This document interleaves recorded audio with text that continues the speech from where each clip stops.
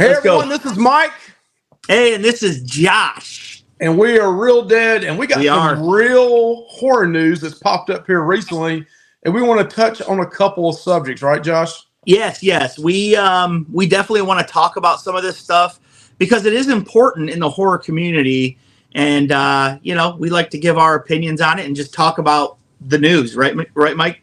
Yeah, that's right. So just this past week, we did, and go check this out. We did a reaction to the movie Abigail, and come to find out, I didn't know much about it. I just watched the trailer. We did a trailer reaction on it, and then bam, there's some other news that came out about that. So, Josh, tell everybody what Abigail really is about, and kind of the direction it came from.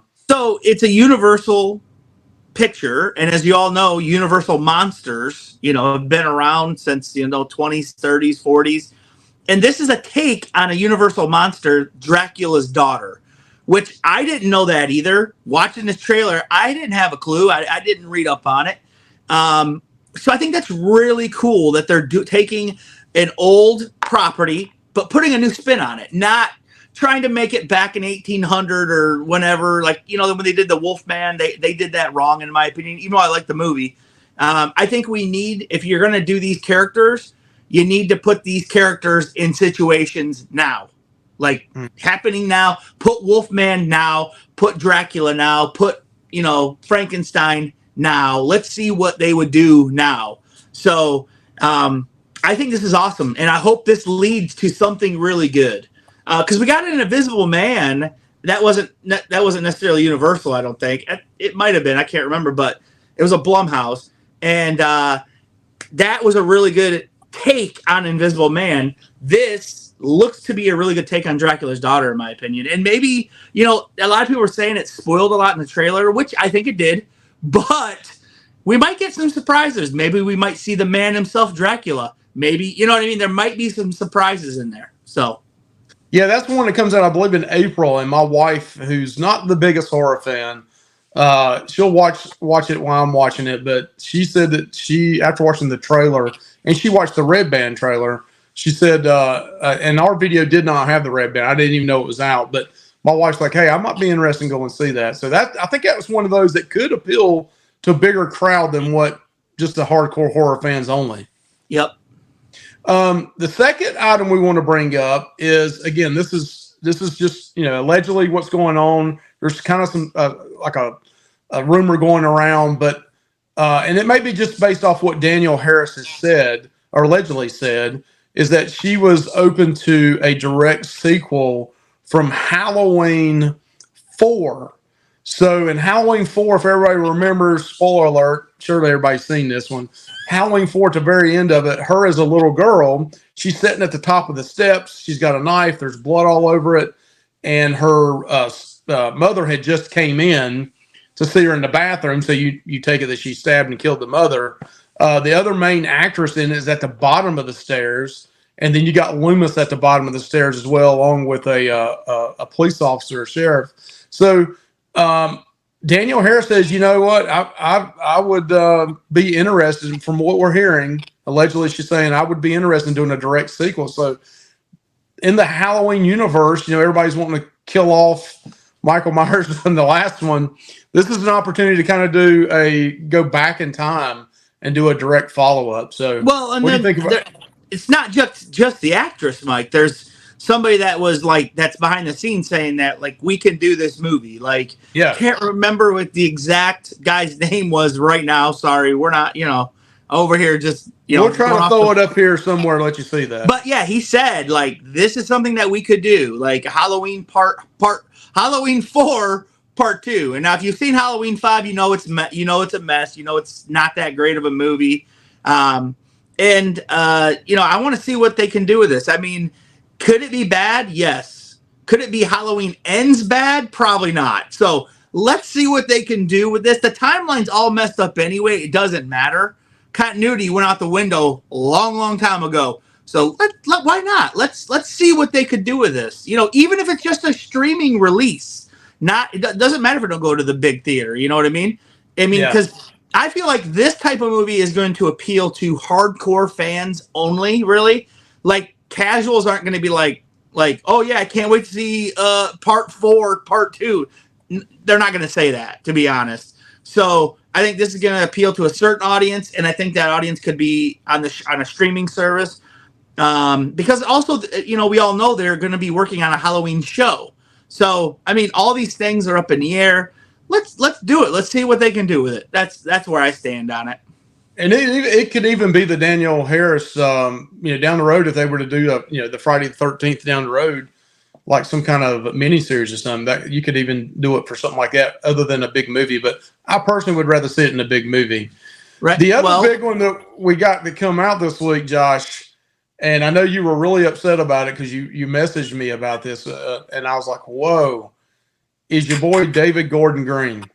Yeah, I was really upset that David Gordon Green can't further ruin another horror franchise. I feel like I've seen this take on other channels, but I also thought we talked about this. I feel like he was going to do Exorcist, whatever the next one that was going to be basically Halloween Kills for this, like where the town is affected and then they have to rise up. No. What are they going to say? Satan dies tonight? I don't know what they were going to say, but no. Please no, because it would have been horrible. David Gordon Green, listen, I'm sure he's done other good things. I don't know what they are right now, but I know he's done other good things because I've watched other things that he's done out of the horror realm, and it's been okay. But in the horror realm, he is responsible for ruining the Halloween franchise, in my opinion. He is also made a very subpar Exorcist movie. So this guy needs to just go away for a while, in my opinion. Mike, how do you feel about it? Yeah, I think you and I are on record saying I thought the first two Halloweens were not 2018 and Kills were not too bad. Even though, Evil Dies Tonight, yeah, that really sucks. I hated Ends, and I did not like The Exorcist Believer. The Exorcist Deceiver, I think, was supposed to be coming out. I feel like we were deceived by the whole thing. So it'd be interesting to see somebody else's taking over now, that Exorcist. Well, that movie's put on the shelf now, Mike. So who knows if we'll get it? I think somebody else will grab it eventually, and it'll be interesting to see what they do with it. Well, they paid.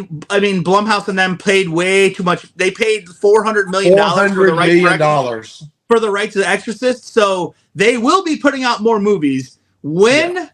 Who knows? It's just a matter of when, not if. So that will happen. I mean, yeah, we're both on the record. Halloween 2018, not a bad movie. Halloween Kills gets worse, but had some cool parts in it, and then take total dive at the end there. But yeah, I mean, I'm glad. I mean, hopefully he does. Hopefully the man has success doing something else, but not with big horror franchises. I agree. Leave him alone. Nothing against the guy personally. Hope he does well, whatever he does. I just don't want to see it again. Like if he got a hold of Scream for some reason, or Friday the 13th, or Nightmare on Elm Street, I would be very worried, Mike. Wouldn't you? I would too, man. All right, so Josh, the next thing kind of brought up is you just mentioned the Scream franchise. Yeah. What is the news out on that? And I think it was Variety Magazine had a little article on it. Yeah, so Neve was asked again. I mean, she's asked a ton of times, but she did say that if the right circumstances come up, she would be open to another Scream movie. Now, do we know what those circumstances are? No. I want to preface this. Me and Mike think very highly of Neve. We stand behind Neve. We actually met Neve last October at a convention. Sweet lady, very nice, really good with fans. And we stand behind her, with the pay and all that. She deserves it, and she's a top Scream queen for God's sakes. And hopefully she does come back at some point. I don't know. I mean, I think the Scream 6, that company, Spyglass, was like, see, we didn't need you anyway because the movie made. But now that they've lost Jenna Ortega and Melissa Barrera, where are you going to go now? Because Jenna Ortega is the it girl right now, and you no longer have her in your movie franchise. So, Yeah, where are you going to go? That's where I feel. Now, is there an outside chance that Radio Silence could come back into the fold? Maybe, because, this Abigail movie is done. It's ahead of schedule or whatever. It got done ahead of schedule and all this. And maybe they could come back into the fold. I don't know.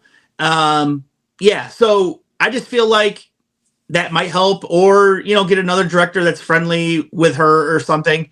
But also, I don't know what kind of story they would do. But I mean, I know the story I want, but that doesn't mean that we'll get it. But I think that's kind of cool that she said that.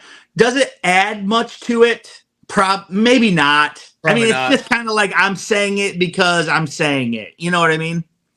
And she's making a good living off these conventions. Believe me. We've seen her really run. good money on the conventions. Really good money. But Yeah. I will say this: she's not gouging people like some people are No. to sign stuff either. I mean, she's right in the average with everybody else. She's not at the very top. She's not at the very bottom. She's right there in the average. So that's her living right now. I was very pleasantly surprised by how much she charged for a combo selfie and autograph. So yeah. All right, so that's one of our very first, or actually our very first horror news update, horror talk. Tell us what you think about this. We're going to start, searching feverishly through the internet for updates. And Fangoria magazine comes out every quarter, and we'll just be copying what Fangoria magazine tells us every 3 months. Yeah, I got the Fangoria, so I'm going to be like, Josh wrote this article, and I'm going to read it. All right. Please like, comment, subscribe to our channel, and check us out later on. And check with us for more horror news down the road. Have a good one, Josh. See you guys. Bye.